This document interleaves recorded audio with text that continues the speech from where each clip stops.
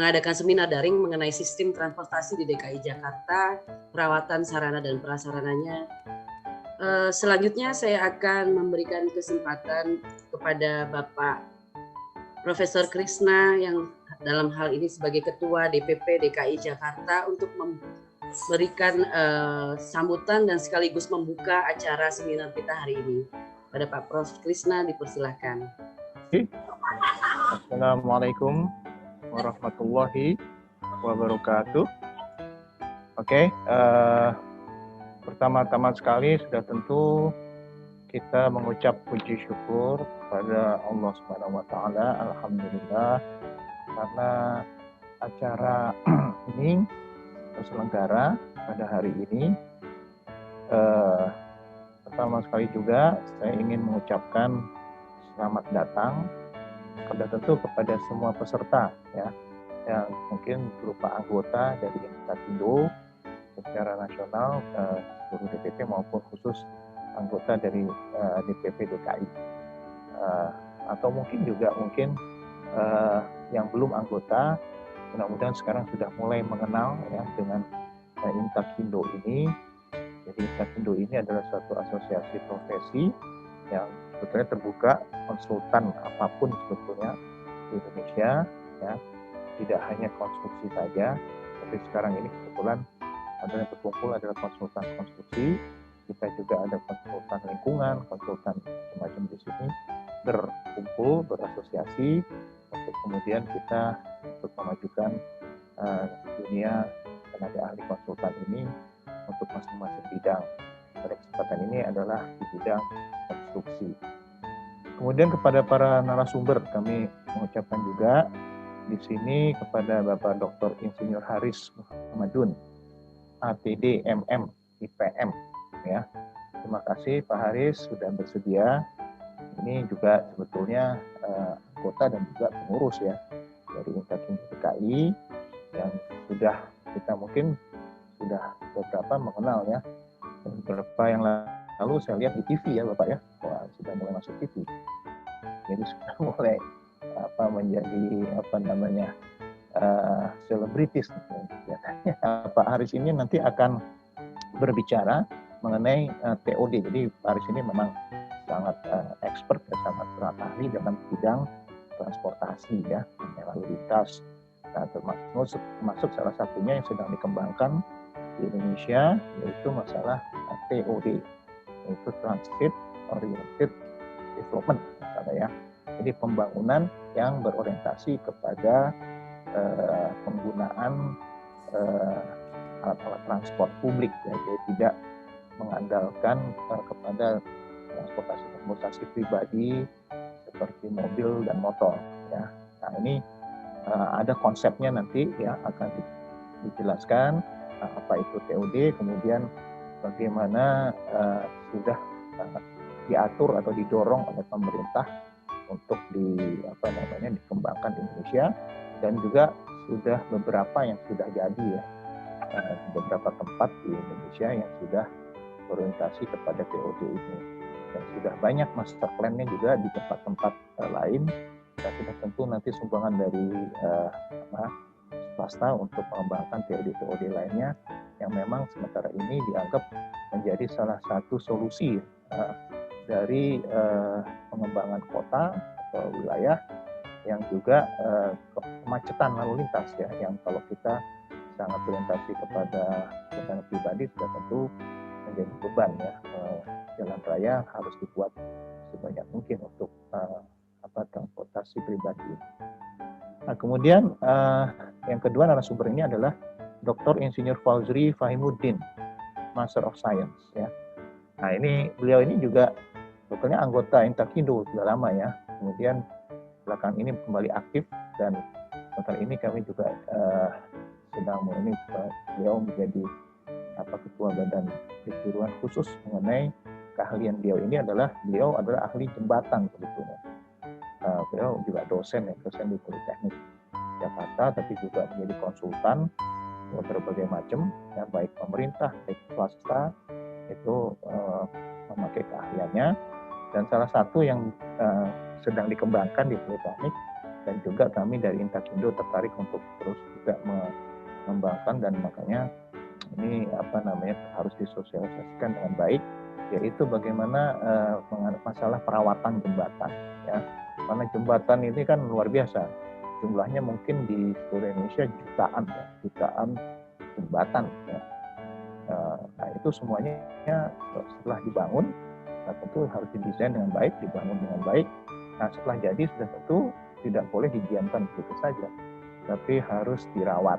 Nah ini bagaimana nanti mulai didesain, dibangun, dan sampai akhirnya dirawat dengan baik, itu Dr. Fauzri nanti akan coba sharing ya pengetahuannya kepada kita, supaya kita nanti juga lebih, karena biasanya orang Indonesia itu senang membangun ya, kemudian begitu maintenance ya, dianggap itu bangunan-bangunan sipil kebanyakan adalah free maintenance katanya ya.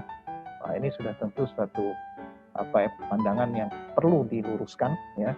Itu pun saya sendiri pengalaman pribadi menjadi sempat konsultan di MRT ya, MCS Management Construction Services, di mana orang Jepang itu membantu kita untuk membangun MRT ya melalui loan-nya. Nah, dia juga menyiapkan bagaimana kalau sudah jadi itu harus di maintenance.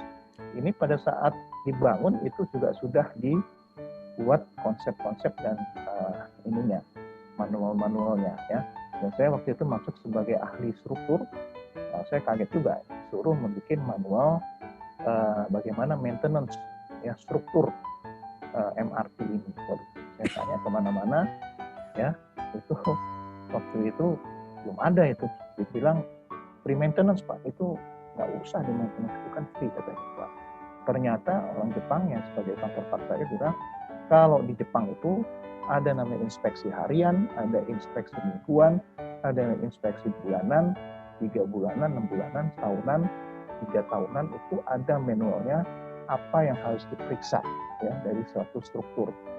Jadi ini dianggap ini ya, makanya ini menjadi sangat penting sehingga infrastruktur kita ini bisa berumur panjang dan aman untuk dipakai ya. Jangan tunggu rusak dulu baru diperbaiki, itu jelas berbahaya dan juga cost-nya akan tinggi sekali. Nah, ini nanti akan dibahas ya yang mendalam masalah infrastruktur ini, yaitu mengenai TOD ya, dan mengenai perawatan jembatan dari ahli-ahli kami, dan kebetulan mereka memang anggota Intakindo DKI yang juga aktif ya sebagai pengurus juga. Jadi saya kira ini menjadi sangat penting.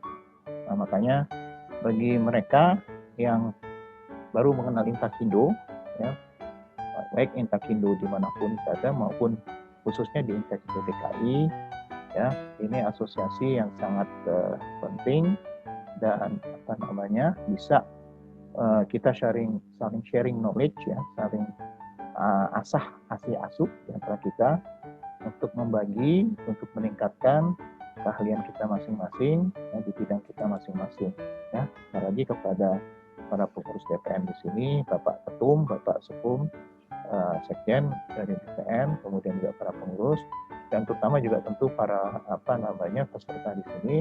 Terima kasih sudah menyempatkan waktunya dan usahanya untuk mengikuti webinar ini, dan mudah-mudahan bisa bermanfaat dan puas, dan mudah-mudahan nanti ingin bergabung lagi pada acara-acara berikutnya. Saya kira itu dari saya mengucapkan terakhir wassalamualaikum warahmatullahi wabarakatuh. Terima kasih Profesor Insinyur Haji Krisna Mokhtar MSCE PhD EPU yang sudah mengantar kita dan membuka acara kita hari ini. Hari ini selanjutnya saya akan menyerahkan kepada Ibu Asdiani Safitri Dewi M.Arts yang akan memoderatori acara hari ini. Silakan Bu Asdiani. Terima kasih Mbak Ririt. Selamat siang semuanya. Salam sejahtera untuk kami semua. Bahwa pada hari ini saya Asdiani sebagai moderator akan memandu kegiatan webinar mengenai sistem transportasi di DKI Jakarta, perawatan sarana dan prasarananya. Untuk mempersingkat waktu, mari kita mulai dengan pemateri pertama, yaitu mengenai permasalahan, kendala, dan peluang penerapan kawasan Transit Oriented Development di Jabodetabek. Materi ini akan dibawakan oleh yang terhormat Bapak Dr. Insinyur Haris Muhammadun, ATD MM IPM, selaku anggota Intakindo sekaligus Ketua Dewan Transportasi Kota Jakarta. Materi ini akan dibawakan dalam waktu 60 menit. Kepada Bapak Dr. Haris, kami persilakan, Pak. Terima kasih, Mbak Moderator Intakindo, dan tentunya adalah peserta webinar pada siang hari ini yang luar biasa, karena di tengah-tengah kesibukan Bapak Ibu sekalian, kita masih mau menimba ilmu atau katakanlah bertukar pikiran untuk menyelenggarakan atau melaksanakan webinar hari ini. Bapak Ibu sekalian, sebagaimana disampaikan oleh moderator, bahwa materi yang akan saya sampaikan itu adalah mengenai permasalahan, kendala, dan peluang penerapan TOD di kawasan perkotaan Jabodetabek. Nah, kenapa judul ini menjadi menarik, sebagaimana disampaikan oleh Prof. Krishna tadi, karena memang kawasan Transit Oriented Development ini menjadi salah satu yang akan menjadi prioritas untuk perkotaan Jabodetabek dan juga di DKI. Dan sampai-sampai DKI pada hari ini dan kemarin-kemarin mendorong untuk ada satu perusahaan yang namanya MITJ, yaitu anak perusahaan daripada MRT dan PT KHI, untuk mengintegrasikan simpul-simpul transportasi yang ada di DKI Jakarta. Nah, namun apakah ada masalah di dalamnya, ada kendala di dalamnya, dan bagaimana peluang penerapan TOD di saat pandemik maupun di pasca pandemik nanti, mari kita kupas dan mari kita coba bedah apa-apa yang ada di dalamnya. Bapak Ibu sekalian yang saya hormati, yang pertama-tama tentunya tak kenal maka tak sayang, disampaikan tadi oleh Bu Asdiani. Nama saya Haris Muhammadun.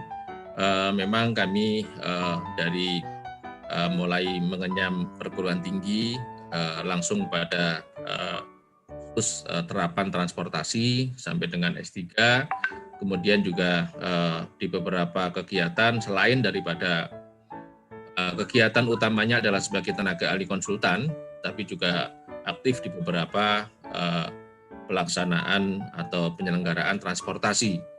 Yang terakhir kami menjadi Ketua Dewan Transportasi Kota Jakarta.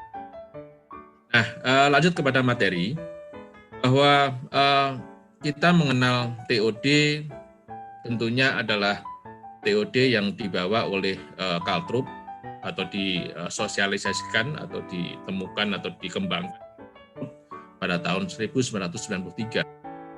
Karena TOD adalah suatu prinsip pengembangan kota kawasan dengan mempertimbangkan orientasi dari fasilitas transit. Batasan area di sana itu menggunakan satuan kaki, tetapi kalau di perkotaan yang ada di Indonesia sekarang, kita mengenal batas di radius 400 sampai dengan 800 meter. Nah, harusnya itu bisa terjangkau dengan kenyamanan akses, kemudian juga mencapai fasilitas transportasi umum atau transportasi publik. Nah, kawasan-kawasan yang dikembangkan di sana adalah kawasan mixed use atau campuran, di mana di sana ada hunian, komersial, ruang publik, retail, dan lain-lain. Nah, oleh karena itu, tentunya harapannya ketika TOD ini dikembangkan, maka ada 6 keuntungan yang didapat di sana. Yang pertama adalah mengurangi penggunaan kendaraan, kemacetan jalan, dan polusi udara. Nah, kenapa demikian? Karena dengan melakukan pengembangan kawasan berorientasi transit, mendorong kepada orang untuk meninggalkan kendaraan pribadi, sehingga kemacetan lalu lintas diharapkan itu bisa terjadi. Nah, untuk DKI, Jabodetabek, tentunya problematika transportasi pasti menjadi salah satu problematika utama perkotaan. Nah, oleh karenanya kita harus beralih, tidak mungkin lagi pemerintah itu menyediakan supply-nya saja atau supply-nya terus-menerus, tetapi juga bagaimana meng-create demand agar supaya orang bisa menggunakan public transportasi yang nyaman dan orang bisa mulai meninggalkan kendaraan pribadi. Kemudian manfaat TOD yang kedua adalah pembangunan yang mendukung berjalan kaki serta gaya hidup sehat dan aktif. Nah, ini tentunya sudah kita lihat di Jakarta. Bagaimana kita lihat performa Sudirman Tamrin mulai ditata dengan pedestrianisasi yang baik, ya, dengan yang lebih ramah, yang lebih luas, lebih lebar, dan tentunya lebih nyaman. Dan tentunya di sini pasti akan juga memperhatikan daripada disabilitas. Nah, kenapa TOD itu mendukung berjalan kaki? Karena di sekitaran TOD atau Simple Transport di radius 400-800 meter itu, kalau itu menjadi kawasan TOD, tentunya harus dilengkapi dengan kawasan atau katakanlah fasilitas berjalan kaki yang baik. Di Tanah Abang juga sudah mulai, di beberapa yang sudah mulai menyesuaikan ini. Artinya adalah berjalan kaki merupakan salah satu moda transportasi. Bukan berjalan kaki menjadi pelengkap, tetapi bagaimana berjalan kaki adalah menjadi salah satu moda transportasi untuk juga bisa menjangkau ke pusat titik atau simpul transport yang nanti akan menyebarkan atau menjadi tulang punggung pergerakan di suatu wilayah. Kemudian yang ketiga adalah meningkatkan akses terhadap kesempatan kerja dan ekonomi. Nah, karena ini tidak hanya bicara mengenai transport, tapi juga berbicara mengenai tata ruang, apalagi tata ruangnya adalah konsepnya campuran, maka konsep-konsep komersial, konsep-konsep retail itu tentunya akan bisa meningkatkan akses terhadap kesempatan kerja dan ekonomi. Katakanlah jika satu kawasan titik simpul transit dikembangkan dengan menjadi kawasan TOD dan itu menjadi peningkatan KDP KLB dari sisi retail dan komersial, maka tentunya di situ akan menjadi peningkatan kesempatan kerja dan juga ekonomi. Nah, ekonomi di sini tentu adalah ekonomi berdalam arti luas. Apakah ekonomi kepada pelaku-pelaku usaha yang ada di sana atau pelaku-pelaku pengembangan properti yang ada di sana, tapi juga adalah pekerja-pekerja yang bisa diserap di dalam kesempatan akibat pengembangan TOD yang ada di kawasan yang dikembangkan. Kemudian yang keempat adalah meningkatkan jumlah penumpang transit dan pendapatan dari tarif layanan. Nah, ini tentunya adalah ketika satu kawasan itu dikembangkan dengan kawasan TOD, kemudian dengan kenyamanan yang luar biasa, tentunya harapannya adalah ridership atau jumlah penumpang transit itu dia bisa meningkat, sehingga tarif layanannya itu juga bisa meningkat dari sisi pendapatan untuk operator transportasi publik. Nah, kalau transportasi publik sudah menjadi tulang punggung pergerakan, maka tentunya harapannya adalah kemacetan di satu perkotaan itu bisa terkurangi. Kemudian potensi atau keuntungan yang kelima adalah berpotensi menciptakan nilai tambah melalui peningkatan nilai properti. Yes, karena tentunya ketika ada konsolidasi lahan yang baik pada simpul transport, kemudian dikembangkan dan ditata dengan baik, yang tadinya mungkin nilainya itu 100, tetapi dengan adanya penataan, dengan adanya konsolidasi lahan yang lebih kompak dan lebih baik lagi, itu dia bisa menciptakan nilai tambah melalui peningkatan nilai properti. Dan yang terakhir tentunya adalah menambah pilihan moda pergerakan kawasan perkotaan. Nah, ini tentunya menjadi satu hal yang penting karena sudah saatnya kita memberikan atau katakanlah tenaga ahli yang ada di Intakindo ini bisa memberikan sumbangsih pemikiran kepada pemerintah agar pemerintah bisa mempunyai pilihan atau menyediakan pilihan bagi masyarakatnya untuk mereka bergerak kemana saja dengan mudah. Nah, ini adalah 6 daripada keuntungan TOD yang tentunya kita akan dorong dan pemerintah dorong untuk bagaimana ini bisa terwujud di Jakarta dan Jakarta. Bapak Ibu sekalian, berbicara mengenai TOD, kalau kita lihat prinsip-prinsip dasar dari standar TOD, tentunya ada standar dari sisi transportasi dan standar dari sisi tata ruang. Dan ini harus dikembangkan secara sama-sama.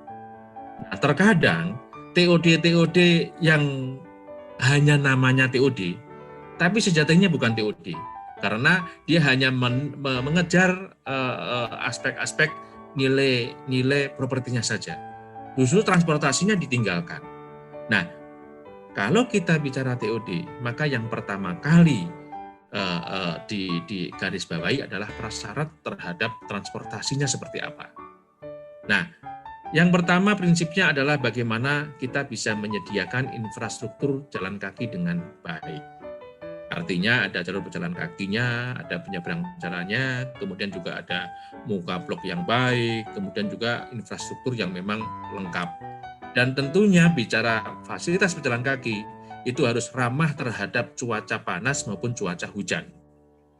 Jadi ketika kita berbicara, saya sudah kembangkan dengan kawasan saya dengan konsep-konsep TOD, tapi pejalan kakinya masih belum ramah terhadap cuaca hujan dan cuaca panas, maka tentunya itu belum bisa dikatakan sebagai fasilitas TOD yang lengkap.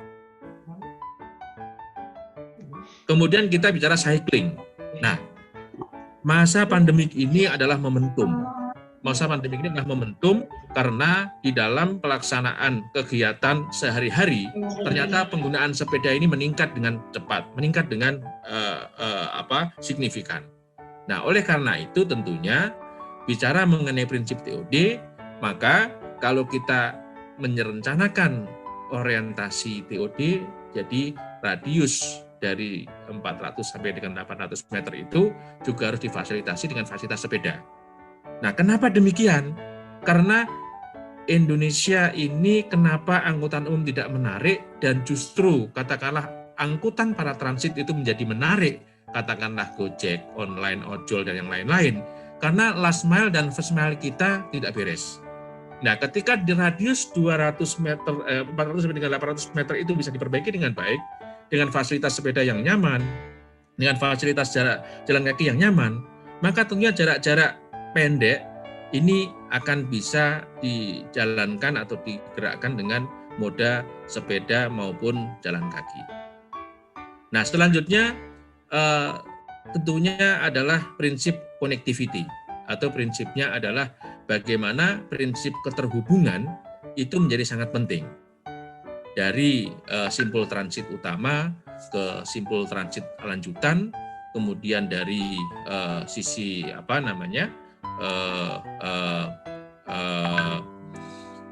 pusat-pusat kegiatan yang ada di sekelilingnya, maka harus terjadi keterhubungan yang langsung, yang cepat, yang juga nyaman atau seamless atau sederhana.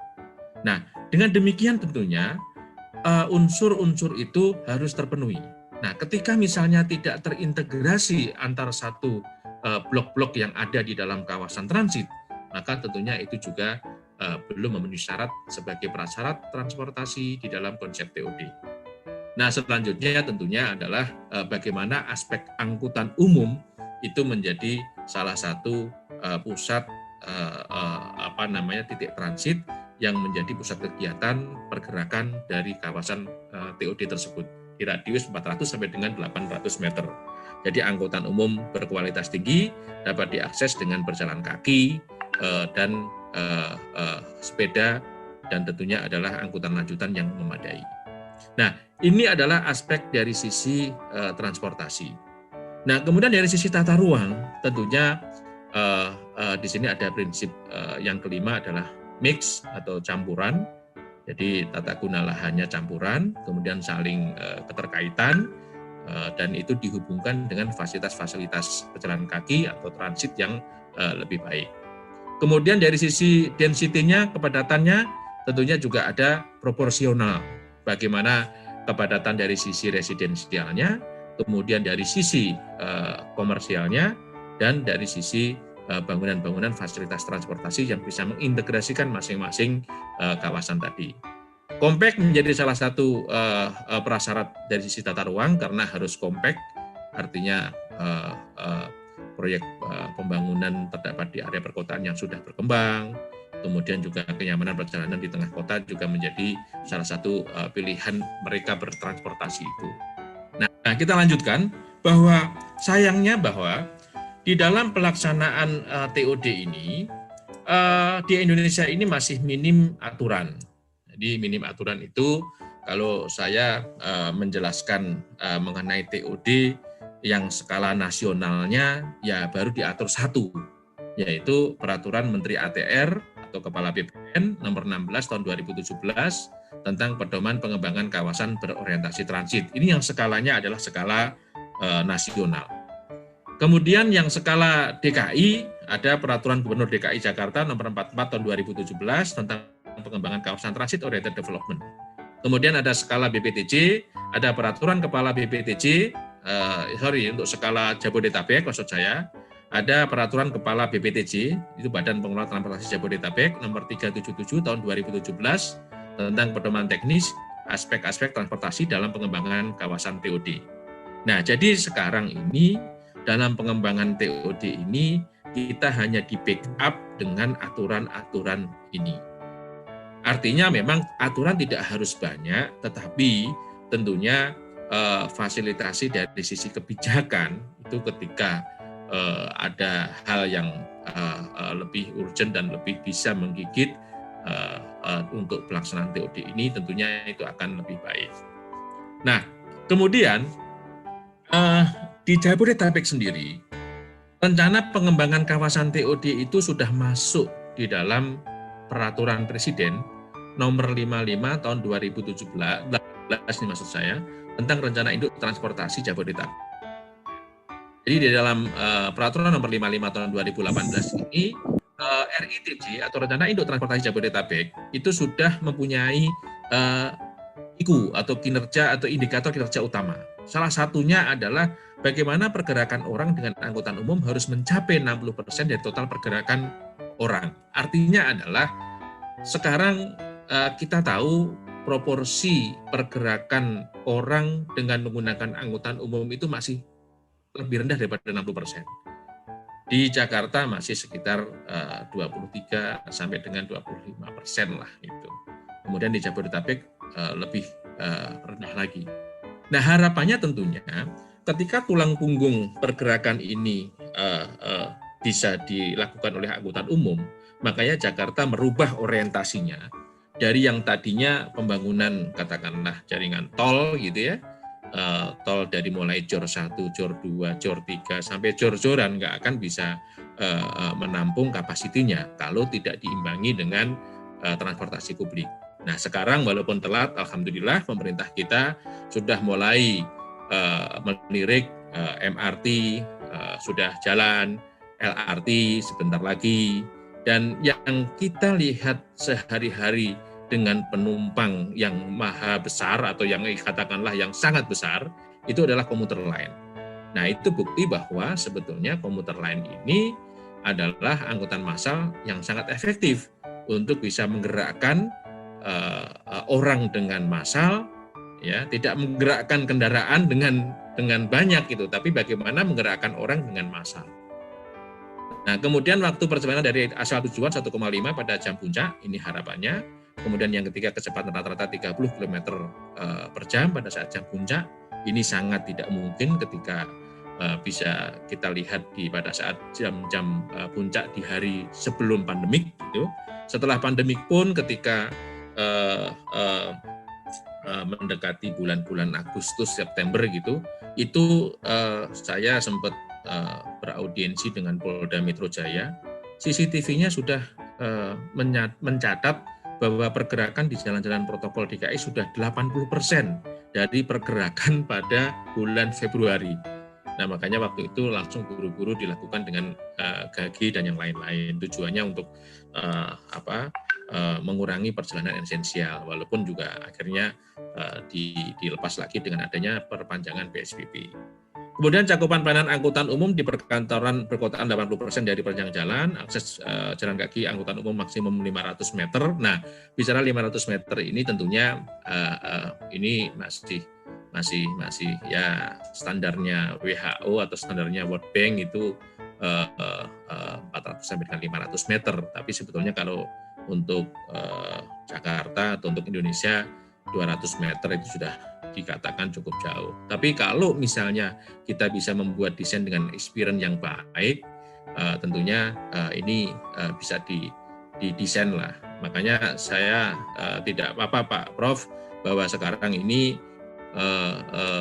moderator kita adalah orang arsitek, karena bagaimana mendesain sebuah fasilitas pejalan kaki yang jauh, nanti experience-nya tidak seperti jauh. Kalau kita jalan di mall itu jauh, tapi ternyata tidak kerasa jauhnya. Nah, kemudian setiap daerah yang punya feeder yang diintegrasikan dengan trunk melalui satu simpul, tentunya harus ada terintegrasi antara angkutan main-nya atau trunk dengan feedernya.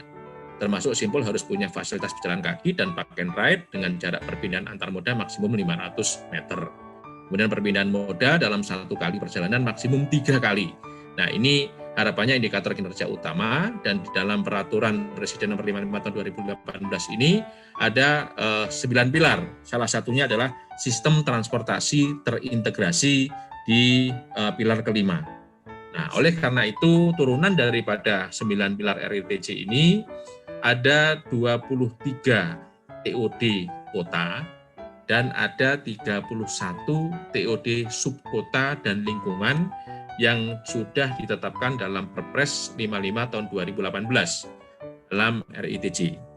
Jakarta sendiri ada beberapa TOD kota, yaitu TOD Kampung Rambutan, Blok M, Lebak Bulus, Tanjung Priuk, Grogol, Rawabuaya, Jakarta Kota, Cawang, Cikoko, Pasar Senen, Tanah Abang. Kemudian subkotanya banyak, ada Tanjung Barat, ada Juanda, Harmoni, Mangga 2, Manggarai, kemudian Cibubur, dan Pancoran. Kemudian di Kota Depok ada 2 TOD kota dan ada 3 TOD subkota dan lingkungan. TOD kotanya ada TOD Depok Baru, kemudian TOD Cinere, kemudian ada subkota dan lingkungannya ada TOD Pondok Cina, TOD Jatijajar, dan TOD Citayam. Kemudian di klaster kota Kabupaten Tangerang dan Kota Tangsel itu ada 5 TOD kota, kemudian ada 9 TOD subkota dan lingkungan. TOD kotanya Polres Pelawat, Balaraja, Tiga Raksa, Jurangmangu, Rawabuntu. Kemudian TOD subkota dan lingkungannya adalah Tangerang Kota, Ciledug, Palemsemi, Cisauk, Cikoya, Pondok Cabe, Sudimara, Pondok Ranji, dan Serpong. Kemudian ada klaster kota dan Kabupaten Bekasi. TOD kota ada 3, yaitu Stasiun Bekasi Timur, Stasiun Bekasi, kemudian TOD Cikarang Jababeka. Kemudian kalau TOD subkota dan lingkungan adalah TOD Bekasi Barat, Cikunir, Cikarang, Cikarang Selatan, dan TOD Tambun. Untuk Kabupaten Bogor dan Kabupaten Bogor, TOD kota ada 3, TOD Baranang Siang dan Stasiun Kota Bogor di Paledang, kemudian TOD Cibinong, kemudian TOD subkota dan lingkungan itu ada 7, yaitu Sukaresmi, Tanah Baru, Bubulak, Kertamaya, Mulya Harja, Bojonggede, dan Gunung Putri. Nah, ini adalah TOD yang sudah ditetapkan di Jakarta dan di kawasan penyangga lainnya, yaitu di Jabodetabek. Jadi total di sini ada 54 titik TOD yang akan dikembangkan atau sudah ditetapkan. Nah, namun demikian, sekarang udah tahun 2020, 2018, 2 tahun, ya kita belum banyak TOD yang sudah berkembang, tapi paling tidak sudah mulai.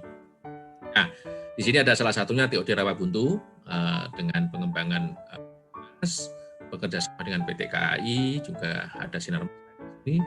Kemudian TOD Cisauk itu juga ada PT KAI tentunya. Kemudian TOD Tanah Abang. Nah, sekarang sudah ditata mulai jalan-jalan di sekitar Jati Baru itu sudah mulai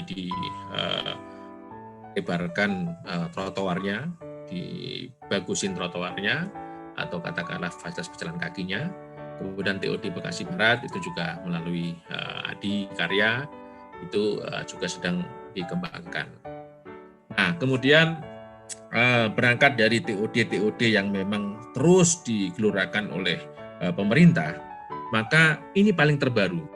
Berita paling terbaru pada tanggal 4 Oktober, Pak Menteri Perhubungan, Bupati Tangerang, Wali Kota, olahraga bersama. Tapi olahraga bersamanya sambil melihat kawasan TOD yang ada di Stasiun Cisauk.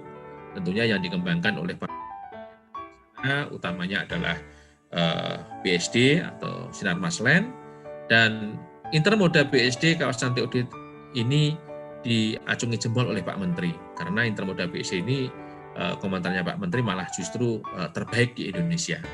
Jejak digitalnya ada, dan ini baru masih hangat hari Minggu kemarin, Sabtu Minggu kemarin, dan tentunya ini menjadi hal yang menggembirakan lah, bahwa TOD sudah mulai lagi. Kalau kita lihat pengguna-pengguna komuter lain tidak lagi ke pengguna-pengguna yang dia tidak terperhatikan, tapi justru didorong terus oleh pemerintah. Kemudian Menhub Budi Karya puji Stasiun Cisauk sebagai integrasi transportasi terbaik. Nah, ini memang di Cisauk diintegrasikan dengan terminal intermoda yang dibangun oleh BSD, dan di sana ada pasar modern, di sana ada kampus, kemudian di sana juga ada angkutan internal BSD yang memang diintegrasikan dengan 10 trayek yang ada di sana. Nah, ini tentunya adalah hal-hal yang terkait bagaimana TOD menjadi potensi bukan saja sebagai kebutuhan, tapi juga menjadi lifestyle untuk orang yang cerdas, tentunya menyiasati bagaimana bertahan di masa pandemik maupun di pasca pandemik nanti. Nah, Bapak Ibu sekalian, tentunya tadi cuplikan hal-hal yang terkait dengan TOD. Lalu apa permasalahan penerapan TOD? Salah satu hal yang paling menjadi kunci adalah belum semua kawasan TOD ditetapkan dengan RT/RW. Padahal syarat TOD kota khususnya, kalau TOD subkota dan TOD lingkungan itu tidak, tetapi bagaimana bisa kemudian dikembangkan dengan konsep skala kawasan subkota dan lingkungan langsung sudah dikembangkan. Tapi kalau TOD kota itu harus ditetapkan dengan RT/RW kabupaten kota. Nah, kita tahu RT/RW-nya DKI, dia ada potensi 10 titik TOD, tapi Perda DKI masih menggunakan Perda yang 2012 tentang RT/RW, yang walaupun sekarang lagi direvisi, tapi masih belum tuntas barangkali pembahasannya. Tapi memang ya tadi di backup dengan peraturan gubernur, paling tidak jalan keluarnya DKI sudah ada.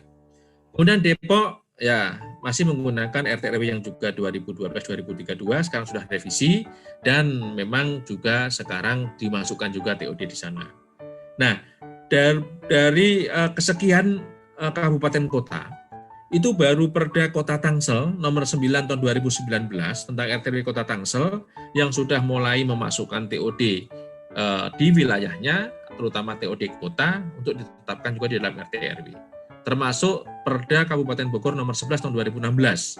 Itu dia sudah memasukkan TOD di dalam RT/RW. Nah, ini adalah menjadi komitmen pemerintah, menjadi perencanaan yang sudah committed plan kalau itu semua sudah masuk di dalam RT/RW. Nah, salah satu permasalahan tadi diantaranya itu, walaupun ada permasalahan lain, ya permasalahan lain yang tentunya butuh effort untuk meyakinkan kepada pemilik lahan di sekitar 400-800 meter tadi, bagaimana konsolidasi lahan itu akan lebih menguntungkan diusahakan dibandingkan sendiri-sendiri. Nah, itu tentunya menjadi salah satu PR yang sangat besar juga.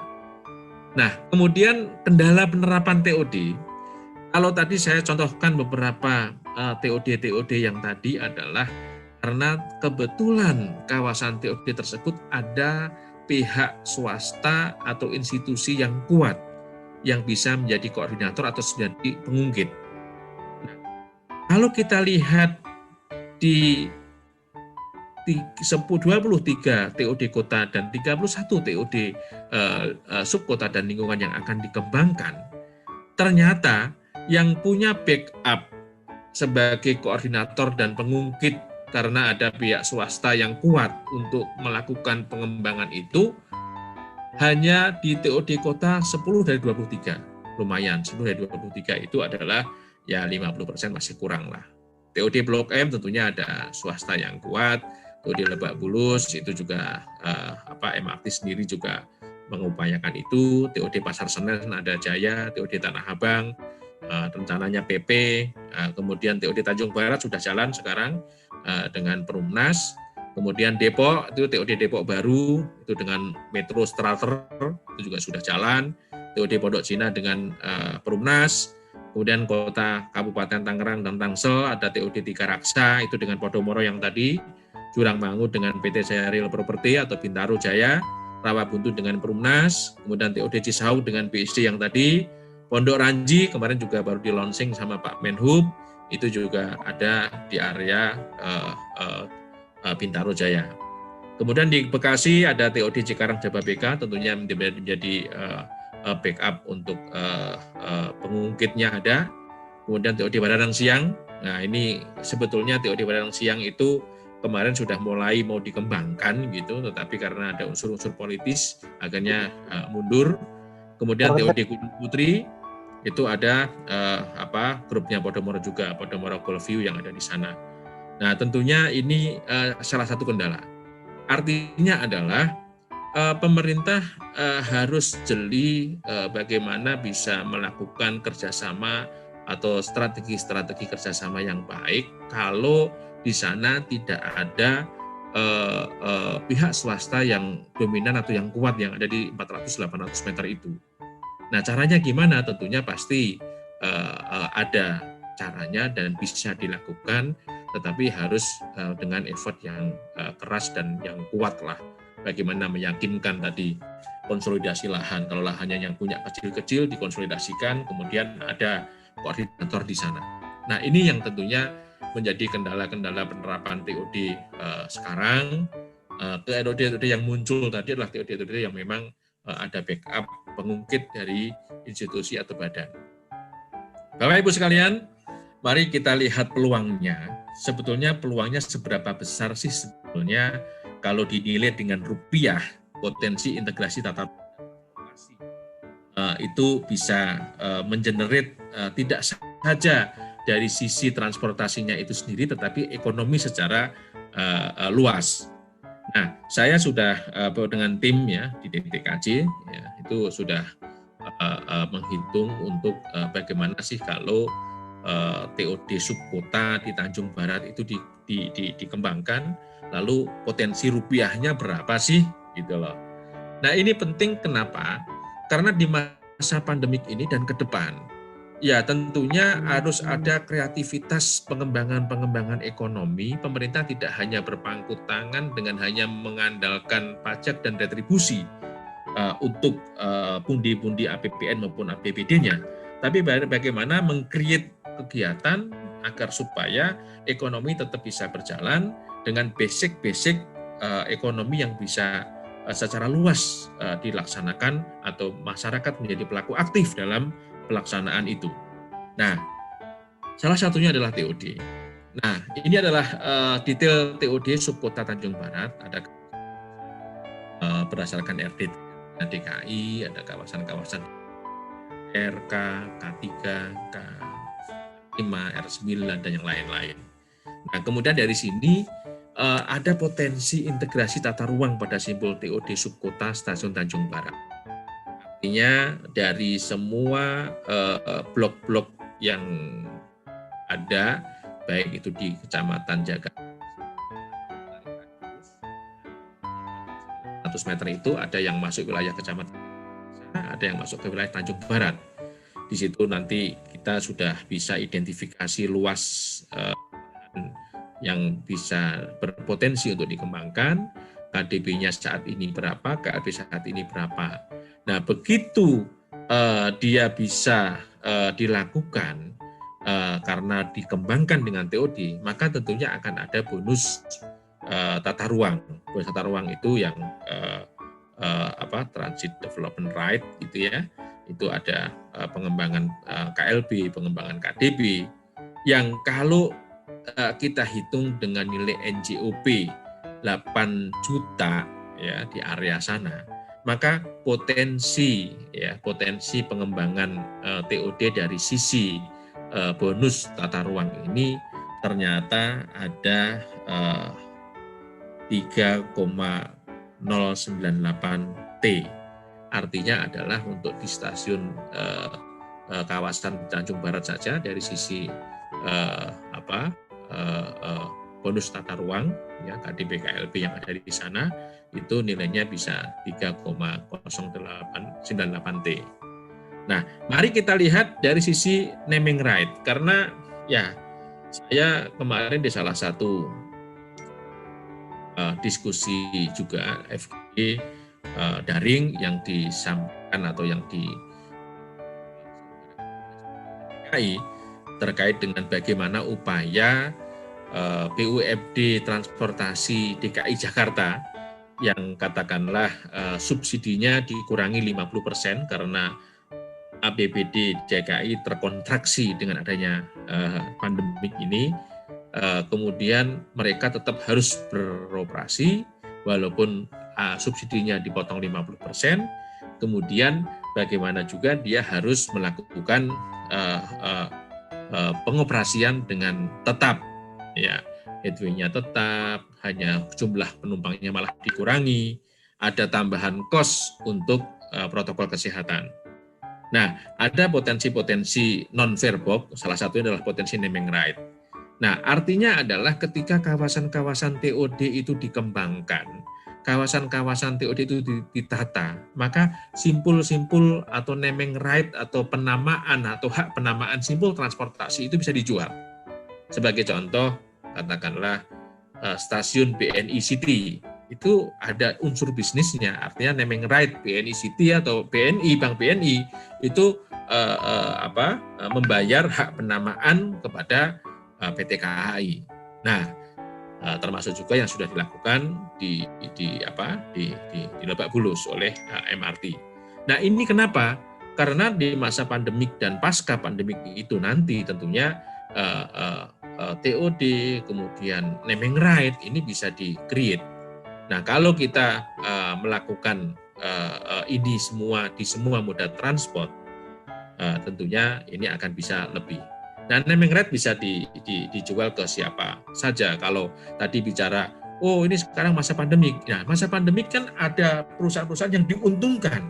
Tadi yang perusahaan-perusahaan yang bergerak di makanan, bergerak di logistik, bergerak di obat-obatan. Tentunya ya bagi dia tentunya belanja hak penamaan ini ya tidak mungkin nanti memasarkan kepada yang terkontraksi, tapi yang diuntungkan dalam masa pandemik ini. Nah, katakanlah di sini, di sana, di Tanjung Barat, kita identifikasi ada 13 halte.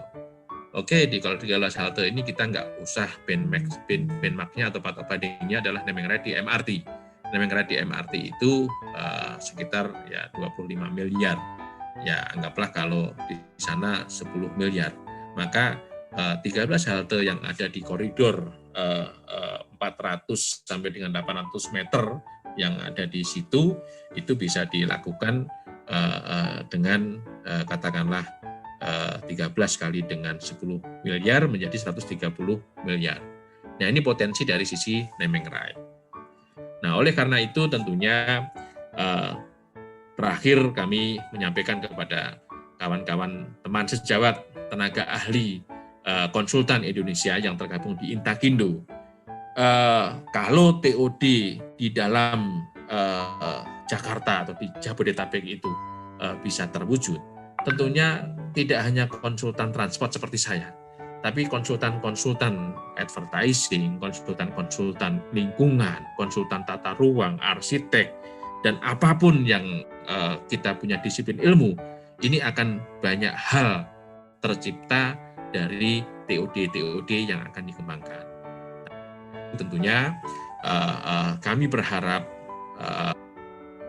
kita semua tetap semangat, kita semua tetap melakukan dan beraktivitas sebagaimana disiplin ilmu kita masing-masing.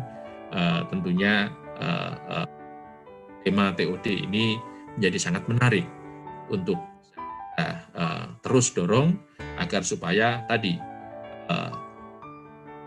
pelaksanaan pengembangan jasa konsultansi tidak tergantung kepada tadi proyek-proyek pemerintah.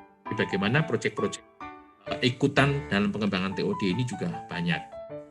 Nah, bicara mengenai pandemik terus terang saja karena pelaksanaan konstruksi juga atau konsultan konstruksi juga sudah mulai digerakkan lagi. Kita berharap mudah-mudahan kita semua bisa terus berkarya. Kemudian bisa membangun sesuai dengan tadi lagu Mars Intakindo yang begitu baik, begitu agung untuk cita-cita kita sebagai tenaga ahli konsultan Indonesia. Terima kasih. Itu saja mungkin hal yang dapat kami sampaikan. Kurang lebihnya kami mohon maaf. Terima kasih kami ucapkan pada moderator dan seluruh peserta. Wassalamualaikum warahmatullahi wabarakatuh. Terima kasih Pak Haris atas penyampaiannya yang begitu komprehensif. Demikian webinar dari Pak Haris. Untuk itu pada semua peserta webinar mohon reaksinya, tepuk tangannya dulu untuk Pak Haris atas webinarnya. Terima kasih banyak Pak Haris. Untuk selanjutnya kami akan melanjutkan dengan pemateri yang akan lebih banyak membahas tentang pemeliharaan infrastruktur perkotaan, terutama untuk jalan dan jembatan, karena kan seiring dengan transit oriented development ini dia akan terbangun, maka seluruh infrastruktur jalan dan jembatannya pun harus sangat terintegrasi. Maka beliau akan banyak berbicara tentang bagaimana melakukan maintenance terhadap infrastruktur tersebut. Demikian ini dari saya, pembukaan dari saya. Kepada Bapak Dr. Engineering Insinyur Fauzrin Fahimuddin, MSc Engineer, silakan Pak, waktu dan tempat saya persilakan untuk memberikan makalahnya. Saya coba share bahan saya. Baik Bapak Ibu sekalian, teman-teman yang saya cintai, mudah-mudahan di senja hari ini kita masih semangat ya.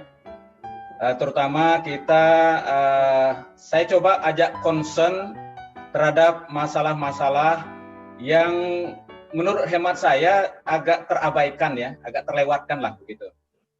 Nah, mungkin Bapak Ibu sekalian bertanya, ini kenapa kok sebelum dan sesudah konstruksinya jembatan yang menjadi concern saya gitu. Karena biasanya kontraktor atau yang melaksanakan konstruksi itu berdasarkan desain yang sudah disediakan oleh konsultan sebelumnya. Spek-speknya, gambar kerja dan sebagainya, di konstruktor itu akan mengikuti. Kalaupun ada kesalahan atau kelupaan, itu bisa saja tidak terlihat oleh kontraktor yang melaksanakannya. Nah, sehingga apa yang harus dilakukan sebelum pelaksanaan ini menurut saya menjadi hal yang penting. Nah, yang kedua, pada saat pelaksanaan ini biasanya kan banyak yang melihat ya. Jadi secara fisik di situ ada pengawas dan sebagainya. Namun dalam proses desain ini agak minim controlling lah. Walaupun ada, tapi tidak seperti waktu pelaksanaan. Kalau pelaksanaan itu banyak sekali yang yang mengawasi, bahkan yang tidak perlu mengawasi pun ikut mengawasi begitu. Sehingga kita kadang-kadang sibuk menghadapi mereka. Jadi pekerjaan kita sangat banyak dan berat-berat, tapi kadang-kadang banyak yang ingin terlibat mengontrol pekerjaan kita.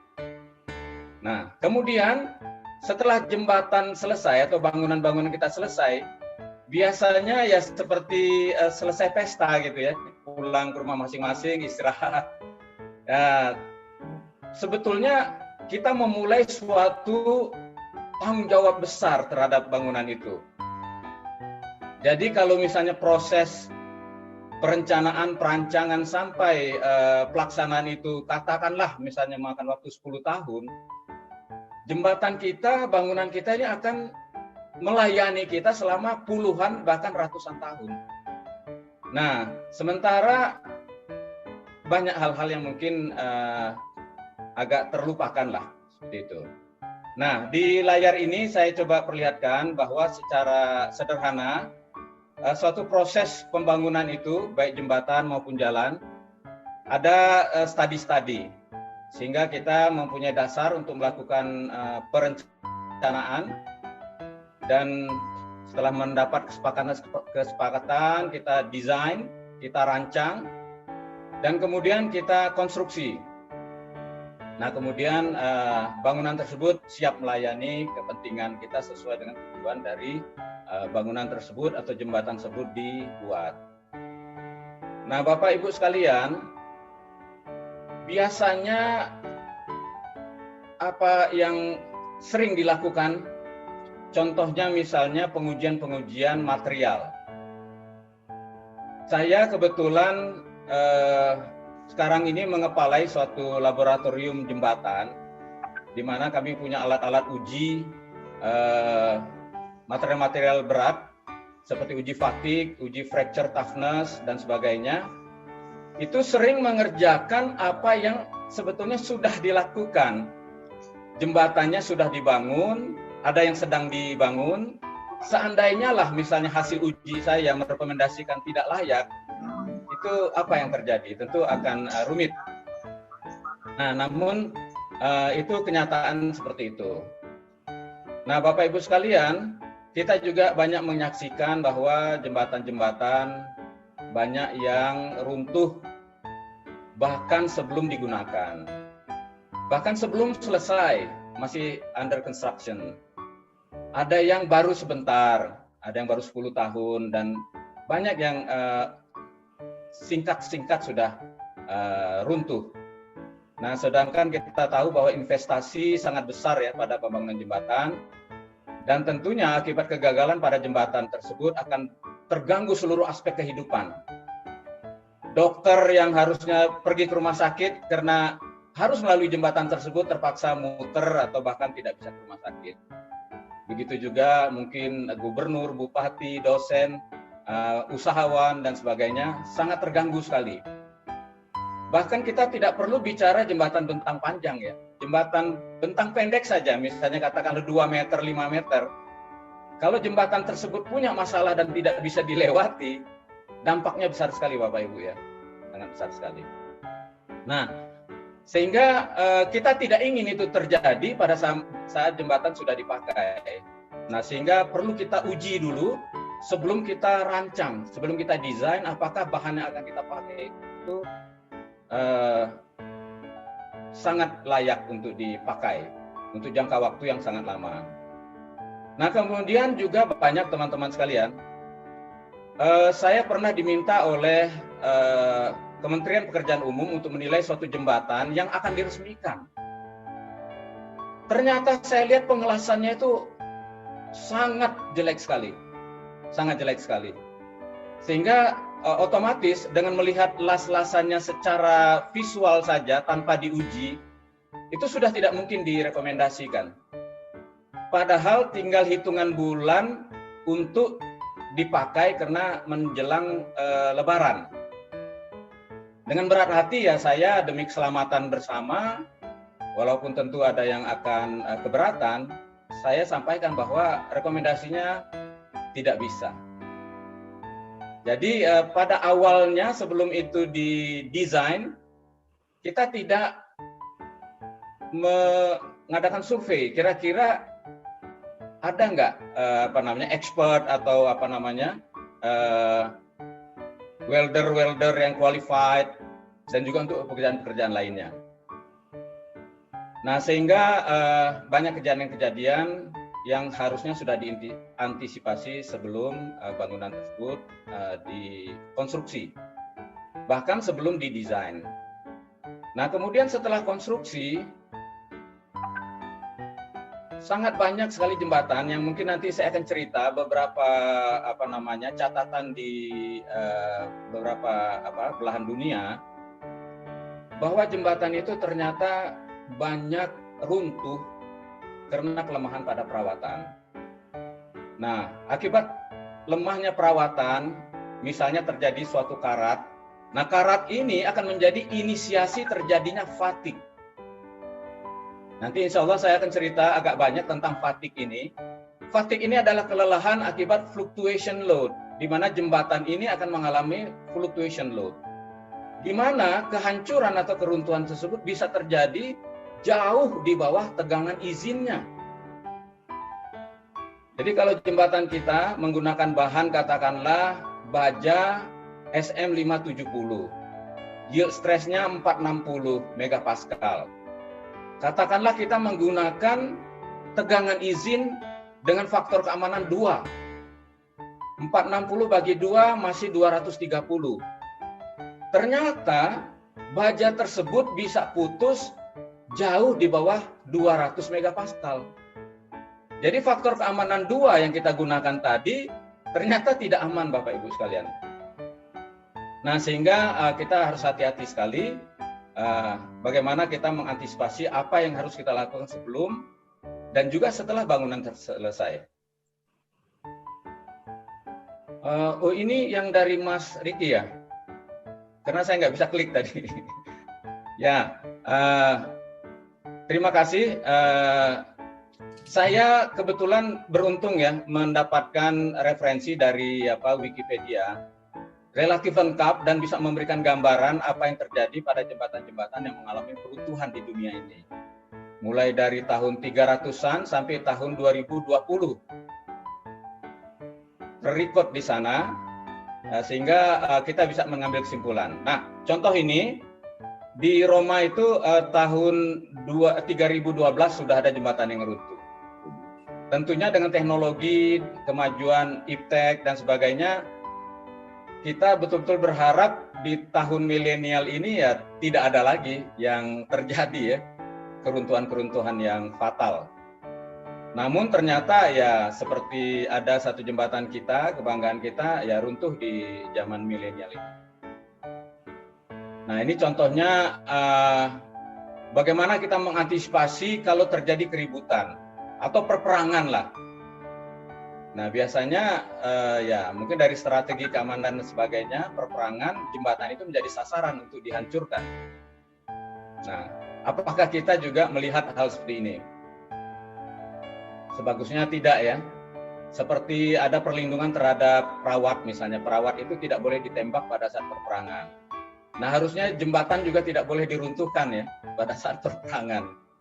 Karena mahal sekali investasinya dan bisa menimbulkan banyak kerugian.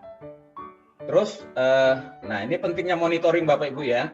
Nah ini kalau jembatan tadi dimonitor, terus,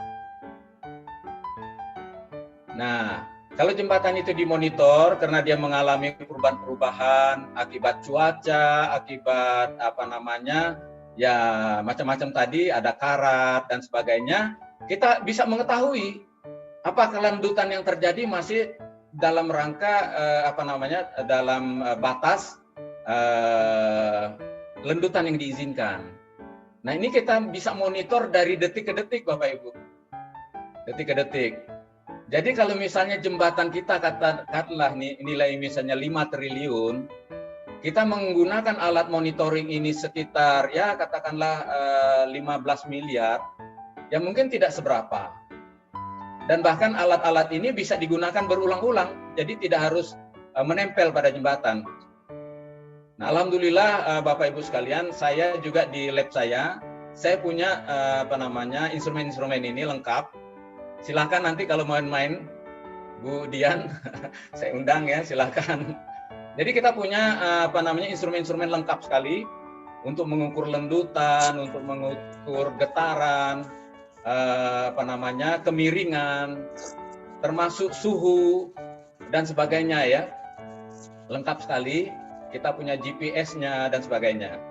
Nah, sehingga ini bisa dimonitor hanya di laptop Bapak Ibu atau bahkan di di HP.